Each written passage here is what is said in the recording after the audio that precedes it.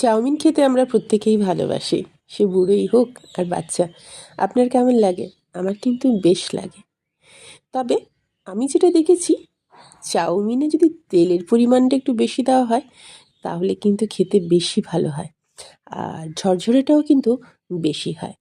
এটা মেয়ের টিফিনের চাউমিন তো, তাই তেলের পরিমাণটা একটু কমই দিয়েছি।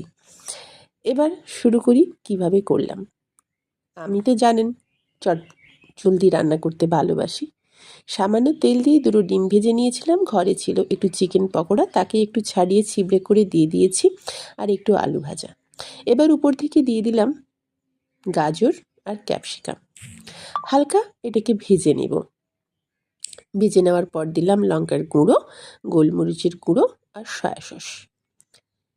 সয়া সস দেওয়ার পরে দিলাম ভিনিগার। এবার এটাকে আবারও ভাজবো। উপর থেকে দিয়ে নিলাম বেশ খানিকটা বাঁধাকপি। আমার না চাউমিনে বাঁধাকপি খেতে বেশ লাগে। আপনাদের কেমন লাগে চাউমিনে বাঁধাকপি? আশা করি ভালোই লাগে। এদিকে চাউমিনটাকে সেদ্ধ করে ধুয়ে রেখেছিলাম, তার মধ্যে নুন আর সামান্য একটু পকোড়া ভাজার তেলটাকে দিয়ে মেখে নিলাম। আলাদা করে আবার তেলের খরচ করবো কেন, তাই ওই তেলটাই কাজে লাগালাম। চাউমিনটা দেওয়ার পর উল্টে নেওয়ার পালা। খুন্তি ছিল না কাছে, খুন্তি নেই তো কী আছে, হাতা তো রয়েছে। হাতা দিয়ে উল্টোতে শুরু করলাম। বলে রাখি, গ্যাসের আঁচ কিন্তু কমাবেন না। গ্যাসের আঁচ কমালে সব শেষ, গেটে ঘ। গ্যাসের আঁচ বাড়িয়ে দিয়ে চাউমিনটাকে খুব ভালো করে ভেজে নেবেন। চাউমিন করতে গেলেই প্রত্যেকবারের মতো এবারও মনে হচ্ছিল, ইস, আমার যদি একটা বড় করে তাওয়া থাকতো কি ভালোই না হতো। কি করব, নেই তো কড়াইতেই হলো। আরও একটু বাঁধাকপি, গোলমরিচ আর টমেটো সস দিয়ে আবারও ভাজতে শুরু করলাম। চাউমিনটা কিন্তু শেষ।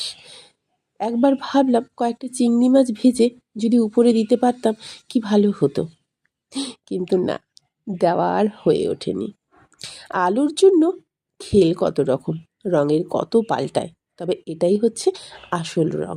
এক হাতা দু হাতা করে করে মেখে দিতে থাকলাম। ভেবেছিলাম আরও কাউকে দেব, তারপর ভাবলাম থাক, পকোড়াটা বাসি ছিল, তাকে যখন গরম করে দিয়েছি এর মধ্যে, আর কাউকে নাই বা দিলাম।